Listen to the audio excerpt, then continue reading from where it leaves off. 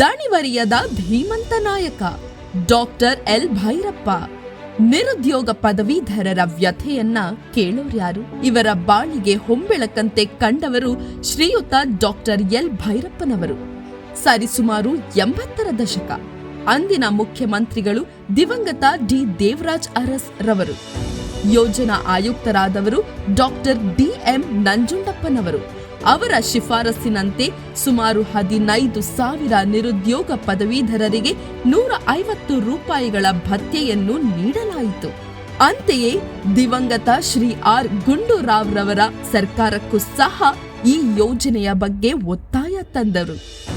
ಹೀಗೆ ನಿರುದ್ಯೋಗ ಪದವೀಧರರ ಬಾಳಿನ ಆಶಾ ಕಿರಣ ಡಾಕ್ಟರ್ ಎಲ್ ಭೈರಪ್ಪನವರು. 1983ರಲ್ಲಿ ಬೆಂಗಳೂರು ನಗರದ ಸೆಂಟ್ರಲ್ ಕಾಲೇಜ್ ಮೈದಾನ, ಲಾಲ್ಬಾಗ್ ಗ್ಲಾಸ್ ಹೌಸ್, ಮೈಸೂರಿನ ಜೀವನರಾಯನ ಕಟ್ಟೆಯಲ್ಲಿ ಎಲ್ಲಾ ಸ್ಟೈಫೆಂಡರಿ ಪದವೀಧರರ ಸಮಾವೇಶವನ್ನು ಆಯೋಜಿಸಿದರು ಮತ್ತು ಆ ಸಮಾವೇಶವನ್ನು ಅಂದಿನ ಮುಖ್ಯಮಂತ್ರಿಗಳಾದ ದಿವಂಗತ ಆರ್ ಗುಂಡೂರಾವ್ ರವರು ಉದ್ಘಾಟಿಸಿದರು. ಇದರ ಫಲವಾಗಿ 15,000 ಸ್ಟೈಫೆಂಡರ್ ಪದವೀಧರರು ರಾಜ್ಯದ ವಿವಿಧ ಇಲಾಖೆಗಳಲ್ಲಿ ಖಾಲಿ ಇರುವ ಹುದ್ದೆಗಳಿಗೆ ಖಾಯಂ ಭರ್ತಿ ಮಾಡಲಾಯಿತು. ಈ ಕೀರ್ತಿ ಸನ್ಮಾನ್ಯ ಡಾಕ್ಟರ್ ಎಲ್ ಭೈರಪ್ಪನವರದ್ದು. ಡಾಕ್ಟರ್ ಎಲ್ ಭೈರಪ್ಪನವರು ಕರ್ನಾಟಕ ರಾಜ್ಯ ಸರ್ಕಾರಿ ಸಚಿವಾಲಯದಲ್ಲಿ ಖಾಯಮಾಗಿ ನೇಮಕಗೊಂಡರು. 1986ರಲ್ಲಿ ಅಂದಿನ ಸರ್ಕಾರಿ ನೌಕರರ ಸಂಘದ ಅಧ್ಯಕ್ಷರಾದ ದಿವಂಗತ ಶ್ರೀ ಕೆ.ಎ. ಕೇಶವಮೂರ್ತಿ ಹಾಗೂ ಪ್ರಧಾನ ಕಾರ್ಯದರ್ಶಿಗಳಾದ ಶ್ರೀ ಎಚ್.ಎನ್. ಶೇಷಗೌಡರು ಇವರ ಕಾಲದಲ್ಲಿ ಕಾರ್ಯಕಾರಿ ಸಮಿತಿ ಸದಸ್ಯರಾಗಿ ಡಾಕ್ಟರ್ ಎಲ್ ಭೈರಪ್ಪನವರು ನೇಮಕಗೊಂಡರು. ಬಳಿಕ ಕರ್ನಾಟಕ ರಾಜ್ಯ ಸರ್ಕಾರಿ ನೌಕರರ ಸಂಘದಲ್ಲಿ ವಿವಿಧ ಹಂತದ ಪದಾಧಿಕಾರಿಗಳಾಗಿ ಸೇವೆ ಸಲ್ಲಿಸಿ 2005ರಿಂದ 2014ರವರೆಗೆ 3 ಬಾರಿ ಅವಿರೋಧವಾಗಿ ಸರ್ಕಾರಿ ನೌಕರರ ಸಂಘದ ಅಧ್ಯಕ್ಷರಾಗಿದ್ದು ರೋಚಕ. 2006 ಮತ್ತು 2012ರಲ್ಲಿ ವೇತನ ಮತ್ತು ಪಿಂಚಣಿಯ ಪರಿಷ್ಕರಣೆ ಮಾಡಲು 2 ಬಾರಿ ವೇತನ ಆಯೋಗವನ್ನು ಸರ್ಕಾರದಿಂದ ರಚನೆ ಮಾಡಿಸಿ 5ನೇ ವೇತನ ಆಯೋಗದ ಕುರಿತಾಗಿ ನೌಕರರು ಯಾವುದೇ ಮುಷ್ಕರ ನಡೆಸದೆ ಅಂದಿನ ಮುಖ್ಯಮಂತ್ರಿಗಳಾದ ಶ್ರೀ ಕುಮಾರಸ್ವಾಮಿ ಅವರೊಡನೆ ಮಾತುಕತೆ ಮೂಲಕ ಯಥಾವತ್ತಾಗಿ ಅನುಷ್ಠಾನಗೊಳಿಸಿದ ಕೀರ್ತಿ ಡಾಕ್ಟರ್ ಎಲ್ ಭೈರಪ್ಪನವರಿಗೆ ಸಲ್ಲುತ್ತದೆ.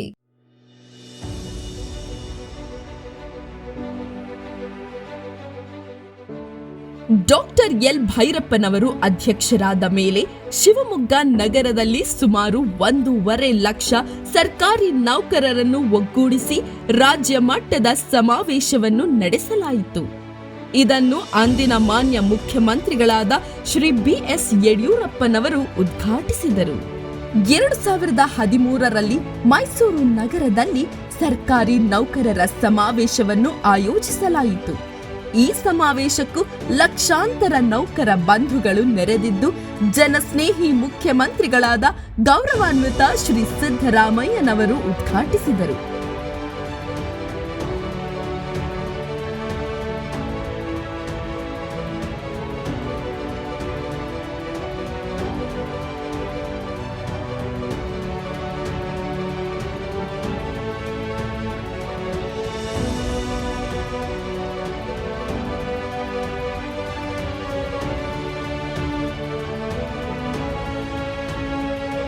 ಇದೊಂದು ಮರೆಯಲಾಗದ ಅವಿಸ್ಮರಣೀಯ ಕ್ಷಣವಾಯಿತು. ಇವರ ಅವಧಿಯಲ್ಲಿ ಸರ್ಕಾರದ ಸಿಬ್ಬಂದಿ ಮತ್ತು ಆಡಳಿತ ಸುಧಾರಣೆಯ ಇಲಾಖೆಯ ಕಾರ್ಯದರ್ಶಿಗಳಾದ ಡಾಕ್ಟರ್ ಶಾಲಿನಿ ರಜನೀಶ್ ರವರ ಅಧ್ಯಕ್ಷತೆಯಲ್ಲಿ ಸರ್ಕಾರಿ ನೌಕರರ ಸಂಘದ ಪದಾಧಿಕಾರಿಗಳೊಂದಿಗೆ ಹಾಗೂ ಸರ್ಕಾರದ ಇತರೆ ಅಧಿಕಾರಿಗಳೊಂದಿಗೆ ಸಾಕಷ್ಟು ಬಾರಿ ಸಭೆಗಳನ್ನು ನಡೆಸಿ ರಾಜ್ಯದ ಶ್ರೀಸಾಮಾನ್ಯರಿಗೆ ಸರ್ಕಾರವು ರೂಪಿಸಿರುವ ಯೋಜನೆಗಳನ್ನು ಹಳ್ಳಿಯ ಕಟ್ಟ ಕಡೆಯ ರೈತನಿಗೂ ತಲುಪಲು ಸಕಾಲವನ್ನು ಜಾರಿಗೊಳಿಸಿ ನಿಗದಿತ ಸಮಯದೊಳಗೆ ಸರ್ಕಾರದ ಸೌಲಭ್ಯಗಳನ್ನು ಸಂಬಂಧಪಟ್ಟವರಿಗೆ ತಲುಪಿಸಿದಂತಹ ಕೀರ್ತಿ ಸನ್ಮಾನ್ಯ ಶ್ರೀ ಡಾಕ್ಟರ್ ಎಲ್ ಭೈರಪ್ಪನವರದ್ದು.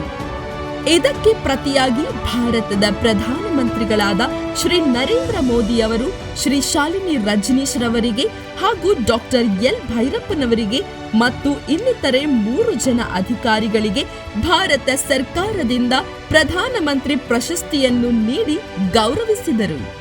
ಕರ್ನಾಟಕ ರಾಜ್ಯ ಸರ್ಕಾರಿ ನೌಕರರ ಸಂಘದ ಅಧ್ಯಕ್ಷರಾಗಿದ್ದ ಡಾಕ್ಟರ್ ಎಲ್ ಭೈರಪ್ಪನವರು ಸರ್ಕಾರಿ ನೌಕರರಿಗೆ ಆರೋಗ್ಯ ಭಾಗ್ಯ ಯೋಜನೆಗೆ ಸಂಬಂಧಪಟ್ಟಂತೆ ಮಾನ್ಯ ಮುಖ್ಯಮಂತ್ರಿಗಳಾದ ಶ್ರೀ ಸಿದ್ದರಾಮಯ್ಯನವರ ಜೊತೆಯಲ್ಲಿ ಹಲವಾರು ಸಭೆಗಳಲ್ಲಿ ಚರ್ಚಿಸಿ ಖಾಸಗಿ ಹಾಗೂ ಸರ್ಕಾರಿ ಆಸ್ಪತ್ರೆಗಳಲ್ಲಿ ನಗದು ರಹಿತ ಜ್ಯೋತಿ ಸಂಜೀವಿನಿ ಆರೋಗ್ಯ ಭಾಗ್ಯ ಯೋಜನೆಯನ್ನು ಜಾರಿಗೊಳಿಸುವಂತೆ ಒತ್ತಾಯಿಸಿದರು. ಅದರಂತೆ 2014-15ನೇ ಸಾಲಿನ ಆಯವ್ಯಯ ಮಂಡನೆಯ ಸಂದರ್ಭದಲ್ಲಿ ಘೋಷಣೆ ಮಾಡಿ ಜಾರಿಗೆ ತರಲಾಯಿತು. ಎಲ್ಲ ನೌಕರರ ಪಾಲಿಗೆ ಚೈತನ್ಯ ತುಂಬಿದಂತಾಗಿ ಈ ಕೀರ್ತಿ ಮಾನ್ಯ ಮುಖ್ಯಮಂತ್ರಿಗಳಾದ ಶ್ರೀ ಸಿದ್ದರಾಮಯ್ಯನವರು ಹಾಗೂ ಡಾಕ್ಟರ್ ಎಲ್ ಭೈರಪ್ಪನವರಿಗೆ ಸಲ್ಲತಕ್ಕದ್ದು. ಸರ್ಕಾರಿ ನೌಕರರ ಸಂಘದಿಂದ ಅತ್ಯುತ್ತಮ ಸೇವೆ ಸಲ್ಲಿಸಿದ ಅಧಿಕಾರಿಗಳು ಮತ್ತು ಸರ್ಕಾರಿ ನೌಕರರಿಗೆ ಅಂದಿನ ರಾಜ್ಯಪಾಲರಿಂದ ಹಾಗೂ ಮಾನ್ಯ ಮುಖ್ಯಮಂತ್ರಿಗಳಿಂದ ಮೊದಲನೇ ಬಾರಿಗೆ ರಾಜಭವನದಲ್ಲಿ ಪ್ರಶಸ್ತಿ ನೀಡಲಾಯಿತು. ಸರ್ಕಾರಿ ನೌಕರರಿಗೆ ಡಾಕ್ಟರ್ ಸೋಲಂಕಿ ರವರ ತಂಡದಿಂದ ಕಣ್ಣಿನ ಪರೀಕ್ಷೆಯನ್ನು ಮಾಡಿಸಲಾಯಿತು. ಅದಕ್ಕೆ ಸಂಬಂಧಿಸಿದ ಉಪಕರಣಗಳನ್ನು ನೀಡಲಾಯಿತು. ಅಂತಾರಾಷ್ಟ್ರೀಯ ಮಹಿಳಾ ದಿನಾಚರಣೆಯನ್ನು ವಿಧಾನಸೌಧದ ಬ್ಯಾಂಕ್ವೆಟ್ ಹಾಲ್ನಲ್ಲಿ ಡಾಕ್ಟರ್ ಎಲ್ ಭೈರಪ್ಪನವರ ನೇತೃತ್ವದಲ್ಲಿ ಅದ್ಧೂರಿಯಾಗಿ ಆಚರಣೆ ಮಾಡುವ ಮುಖಾಂತರ ಮಹಿಳೆಯರನ್ನು ಸನ್ಮಾನಿಸಲಾಯಿತು. ಡಾಕ್ಟರ್ ಎಲ್ ಭೈರಪ್ಪನವರು ಅಧ್ಯಕ್ಷರಾಗಿದ್ದ ಅವಧಿಯಲ್ಲಿ ರಾಜ್ಯ ಮಟ್ಟದ ಸರ್ಕಾರಿ ನೌಕರರ ಕ್ರೀಡಾಕೂಟವನ್ನು ಬಳ್ಳಾರಿ, ಚಿತ್ರದುರ್ಗ, ಮೈಸೂರು, ಬೆಂಗಳೂರು, ಮಂಡ್ಯ ಹಾಗೂ ಇನ್ನೂ ಹಲವಾರು ಕಡೆ ನಡೆಸಲಾಗಿತ್ತು.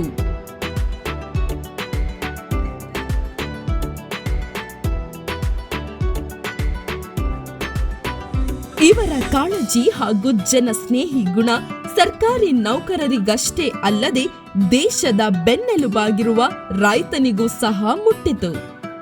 ಮೊಟ್ಟ ಮೊದಲ ಬಾರಿಗೆ ವಿಧಾನಸೌಧದ ಬ್ಯಾಂಕ್ವೆಟ್ ಹಾಲ್ನಲ್ಲಿ ಪ್ರಗತಿಪರ ರೈತರನ್ನು ಇವರ ನೇತೃತ್ವದಲ್ಲಿ ಸನ್ಮಾನಿಸಲಾಯಿತು. ಅಂತಾರಾಷ್ಟ್ರೀಯ ಸೇವಾ ಸಂಸ್ಥೆಯು ಮಲೇಷ್ಯಾ, ಆಸ್ಟ್ರೇಲಿಯಾ ಹಾಗೂ ಇನ್ನಿತರೆ ದೇಶಗಳಲ್ಲಿ ಸಾಮಾಜಿಕ ಸೇವೆಗೆ ಸಂಬಂಧಪಟ್ಟಂತೆ ನಡೆಸಿದ ಕಾರ್ಯಾಗಾರದಲ್ಲಿ ಸುಮಾರು 48 ರಾಷ್ಟ್ರಗಳು ಭಾಗವಹಿಸಿದ್ದು, ಅದರಲ್ಲಿ ನಮ್ಮ ಸರ್ಕಾರಿ ನೌಕರರ ಕಣ್ಮಣಿಯಾದ ಡಾಕ್ಟರ್ ಎಲ್ ಭೈರಪ್ಪನವರು ಭಾಗವಹಿಸಿದ್ದರು. ಅಂತೆಯೇ ಉನ್ನತ ಅಧಿಕಾರಿಗಳನ್ನು ಆಹ್ವಾನಿಸಿ ಹಲವಾರು ಬಾರಿ ರಾಜ್ಯ ಮಟ್ಟದ ಕಾರ್ಯಾಗಾರವನ್ನು ಸಹ ನಡೆಸಿದರು. ಇವರ ಯಶೋಗಾಥೆಗೆ ಕಳಶಪ್ರಾಯದಂತೆ ಮಲೇಷಿಯಾದ ಕೊಲಂಬೋ ವಿಶ್ವವಿದ್ಯಾಲಯವು ಗೌರವ ಡಾಕ್ಟರೇಟ್ ನೀಡಿ ಗೌರವಿಸಿತು.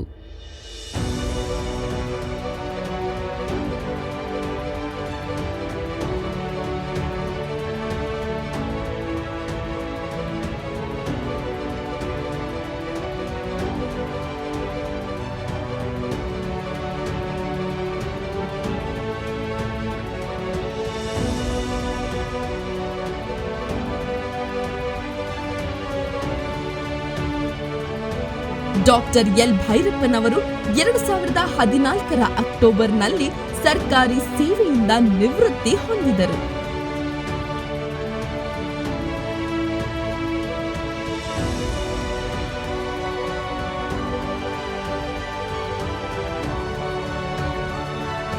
ಎರಡು 2014ರಲ್ಲಿ ಇವರು ನಿವೃತ್ತಿ ಹೊಂದಿದಾಗ ಮಾನ್ಯ ಮುಖ್ಯಮಂತ್ರಿಗಳಾದ ಶ್ರೀ ಸಿದ್ದರಾಮಯ್ಯನವರ ಉಪಸ್ಥಿತಿಯಲ್ಲಿ ವಿಧಾನಸೌಧದ ಬ್ಯಾಂಕ್ವೆಟ್ ಹಾಲ್ನಲ್ಲಿ ಅದ್ಧೂರಿಯಾಗಿ ಬೀಳ್ಕೊಡುಗೆ ಸಮಾರಂಭ ನಡೆಯಿತು.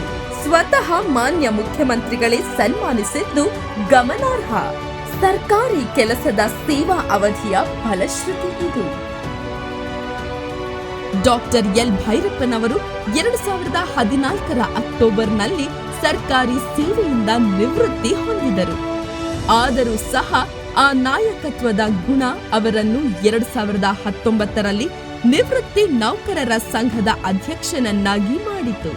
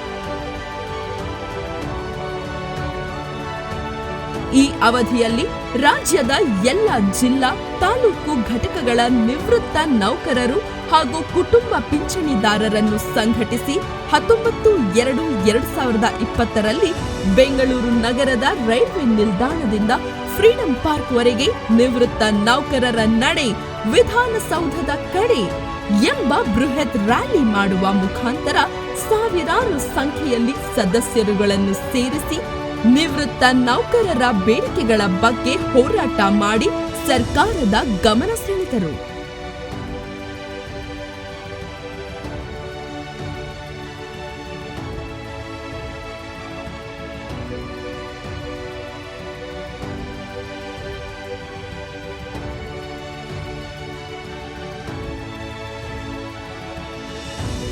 ಜುಲೈ 8, 2022ರಂದು ಬೆಂಗಳೂರಿನ ವಿಜಯನಗರದಲ್ಲಿನ ಶ್ರೀ ಬಾಲಗಂಗಾಧರನಾಥ ಸ್ವಾಮೀಜಿ ಕ್ರೀಡಾಂಗಣದಲ್ಲಿ ಸಂಘದಿಂದ ಸುವರ್ಣ ಮಹೋತ್ಸವ ಕಾರ್ಯಕ್ರಮವನ್ನು ಆಯೋಜಿಸಲಾಯಿತು.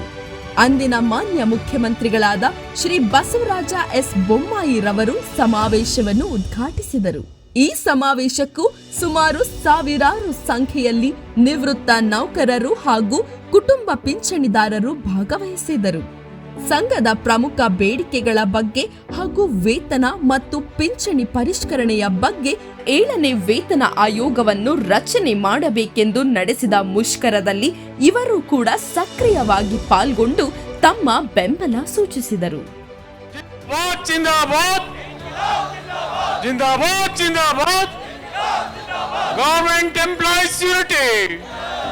ಇವತ್ತು ಸರ್ಕಾರಿ ನೌಕರರು, ನಿವೃತ್ತಿ ನೌಕರರು ಈ ರಾಜ್ಯದಲ್ಲಿ 6 ಲಕ್ಷ ಜನ ಇದ್ದೇವೆ. ನಿಮ್ಮ ಜೊತೆಯಲ್ಲಿ ಇರ್ತೇವೆ. ಪ್ರತಿ ಜಿಲ್ಲೆ ತಾಲೂಕಿನಲ್ಲಿ ನಿಮ್ಮ ಜೊತೆಯಲ್ಲಿ ಕೈ ಜೋಡಿಸಿ ನಿಮ್ಮ ಮುಂಚೂಣಿಯಲ್ಲಿ ಇರ್ತೀವಿ. ನಾವು ಸರ್ಕಾರಿ ನೌಕರರ ಸಂಘಕ್ಕೆ ನಮ್ಮ ಬೇಡಿಕೆಗಳು ಇನ್ಕಿಲಾಬ್ ಜಿಂದಾಬಾದ್ ಜಿಂದಾಬಾದ್ justice. We want justice. We want justice. We want justice.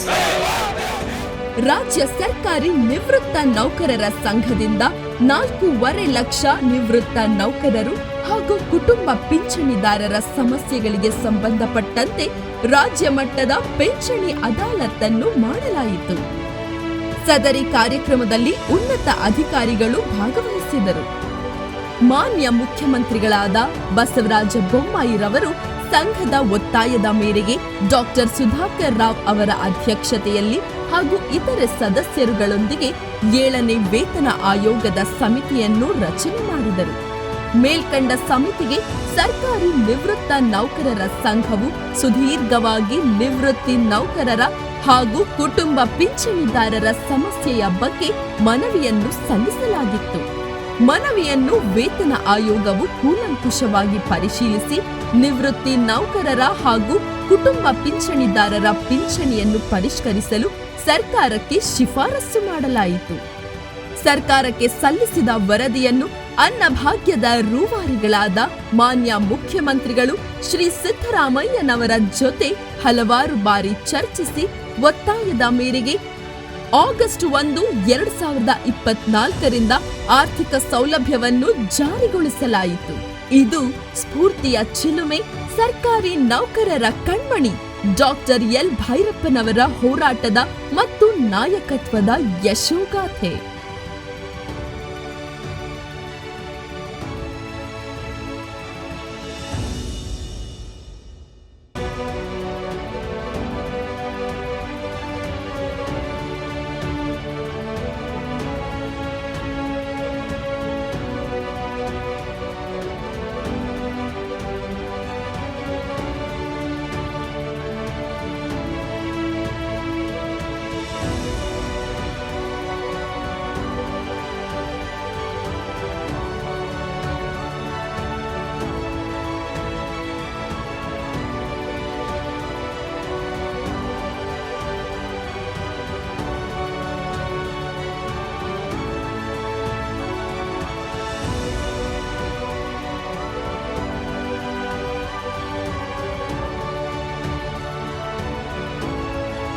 ದಣಿವರಿಯದ ಧೀಮಂತ ನಾಯಕ ಡಾಕ್ಟರ್ ಎಲ್ ಭೈರಪ್ಪನವರು.